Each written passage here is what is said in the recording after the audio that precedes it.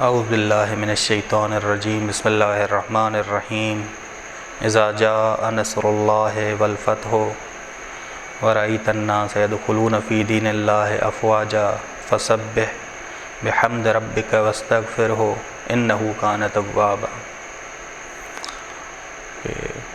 سورہ نصر کی ہم تفسیر کرنے لگے ہیں۔ خداوند عالم نے یہ توفیق دی ہے۔ یہ سورہ مدینہ میں نازل ہوئی اور فتح مکہ کے متعلق خوشخبری دے رہی ہے رسول خدا کو کہ بس قریب ہی ہے فتح مکہ۔ کہ رسول خدا کی زندگی کے آخری حصے میں مختلف واقعات رونما ہوئے۔ صلح حدیبیہ کو فتح مبین قرار دیا ہے قرآن کریم نے کہ انا فتحنا لک فتحا مبینا۔ سورہ فتح نے جو فتح کہی ہے یہ صلح حدیبیہ کی فتح ہے۔ انا فتحنا لک فتحا مبینا۔ امام رضا علیہ السلام فرماتے ہیں کہ قرآن کی سورتوں میں سے پہلی سورہ علق نازل ہوئی اور آخری سورت سورہ النصر نازل ہوئی، سورہ نصر جس کی ہم تفسیر کر رہے ہیں۔ ٹھیک، بس کوئی نہیں سوچتا تھا، کسی کے ذہن میں یہ نہیں تھا کہ مسلمانوں کی ضعیفی اور کمزوری قدرت میں بدل جائے گی۔ حجاز کے مشرکین نے بھی کبھی نہیں سوچا تھا کہ ایسی صورتحال آئے گی کہ مکہ فتح ہو جائے گا، مکہ فتح ہو جائے گا۔ اور بنیاد بنی صلح حدیبیہ۔ جب خداوند عالم کی نصرت آئے تو کامیابی ساتھ ہوتی ہے۔ اذا جاء نصر اللہ والفتح، بس خدا کی کامیابی جہاں نصر اللہ ہو وہاں فتح اللہ بھی ہو، نصر اللہ اور فتح اللہ۔ بس نصرت اور کامیابی خدا کی جانب سے، کامیابی دینے والے کے ذکر کے ساتھ ہے کبھی کہ فتح خدا نے دی ہے۔ خدا واضح طور پہ کہتا ہے انا فتحنا لک فتحا مبینا، ہم نے کامیابی تمہیں صلح حدیبیہ کی کامیابی جو فتح مبین۔ کبھی فتح مطلق ہوتی ہے، یعنی واضح اتنا ہوتا ہے کہ خدا کی جانب سے ہے کہ خدا کو کہنے کی ضرورت نہیں ہوتی انا فتحنا، جیسے ایسے نہیں کہتا خدا۔ جیسے اسی سورہ نصر میں خداوند عالم نے کہا اذا جاء نصر اللہ والفتح، یہ نہیں کہا کہ انا فتحنا۔ جب خدا کی نصرت آئی، نصرت جب خدا سے آئی تو کامیابی بھی خدا نے دی۔ بس یہاں نصرت جب خدا سے آ رہی ہے تو یہ نہیں دوبارہ خدا کہے کہ ہم نے تمہیں فتح دی، جب خدا کی نصرت آئی تو ہم نے تمہیں فتح دی، نہیں۔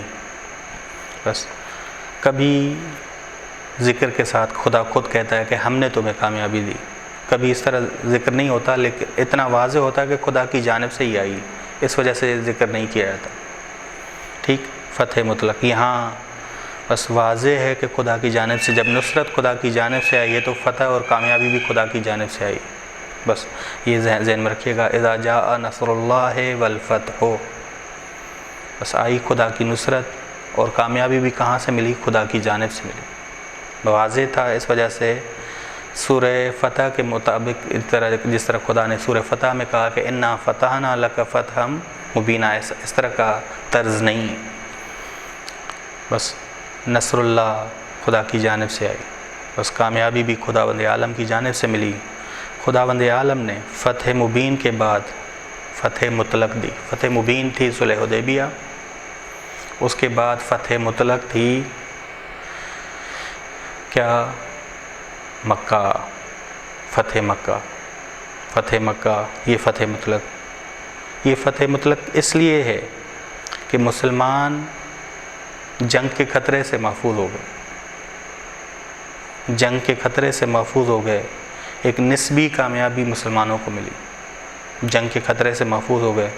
بس یہ فتح مطلق اس لیے تھی کہ لڑنے والا گروہ اور نہ لڑنے والا گروہ دونوں کے خلاف کامیابی ملی۔ ایک لڑنے والا گروہ جو ہمیشہ آمادہ رہتا تھا اور نہ لڑنے والا گروہ جو خوشحال ہوتے تھے کہ مسلمانوں کو کوئی لڑتے نہیں تھے لیکن خوشحال ہوتے تھے کہ مسلمانوں کو کوئی نقصان پہنچے تاکہ ہمارے لیے ایک سرور دینے والی خوشی دینے والی خبر ہم تک پہنچے، جب مسلمان نقصان میں آئیں نقصان ان تک پہنچے۔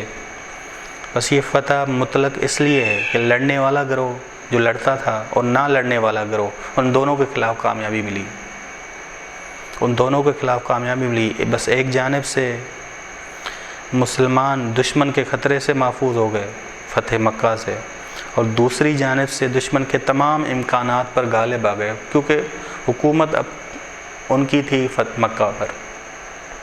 اول وہ پہلا جو چیز کہ مسلمان ان پر لڑنے والوں پہ غالب آ گئے اور لڑنے والوں کے امکانات پر بھی غالب آ گئے، وسائل پہ بھی غالب آ گئے۔ جو وسائل ان کے تھے وہ کن کے ہاتھ آ گئے؟ حکومت مکے کی کس کے ہاتھ آ گئی؟ مسلمانوں کے ہاتھ آ گئی، مسلمانوں کے ہاتھ آ گئی۔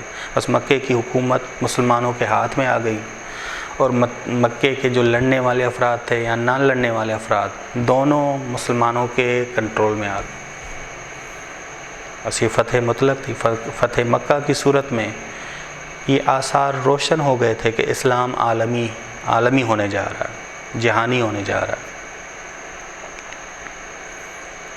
یہ لیظہرہ علی الدین کلہ، کہ تاکہ دین غالب آ جائے تمام ادیان پر، دین اسلام یا کلمۃ اللہ ہی العلیٰ۔ قرآن نے کہا ہے کہ خدا کا نام ہی بلند ہوگا ہر جگہ پہ۔ فتح مکہ کے وقت اتنے لوگ پریشان تھے کہ کچھ لوگ آ کے کہہ رہے تھے کہ مسلمان، ہمارے پاس جنگی اسلحے تھے اور ان کے پاس لاٹھیاں تھیں، لاٹھیوں سے لڑتے تھے، ہمارے پاس تلواریں تھیں، نیزے تھے، ہمارے پاس بہترین نسل کے گھوڑے تھے، ان کے پاس یہ پیدل آتے تھے یا اکا دکا کو اونٹ تھے، ہم اونٹ کے کباب کھایا کرتے تھے اور یہ کھجوریں کھا کے ہم سے لڑتے تھے۔ پوچھا فتح مکہ کے وقت بہت سارے لوگوں نے، کس وجہ سے تمہیں یہ کامیابی ملی؟ رسول خدا نے کہا خدا کی وجہ سے، خدا نے ہمیں غلبہ دیا، خدا نے ہمیں یہ کامیابی دی، خدا نے نصرت کی ہماری، خداوند عالم نے ہمیں نصرت کی۔ بس فتح مکہ کی صورت میں آثار روشن ہو گئے تھے کہ اسلام عالمی ہونے جا رہا ہے، جہانی ہونے جا رہا ہے، جہانی ہونے جا رہا ہے۔ تبھی یہ سورہ بھی رسول خدا کو خوشخبری دینے آئی، فتح مکہ سے پہلے آئی، اور ایک خوشخبری کیا دی؟ یہ وَرَأَيْتَ النَّاسَ، تم دیکھو گے لوگوں کو، يَدْخُلُونَ فِي دِينِ اللَّهِ أَفْوَاجًا، کہ لوگ دین خدا میں فوج در فوج داخل ہوں گے، جماعت در جماعت داخل ہوں گے۔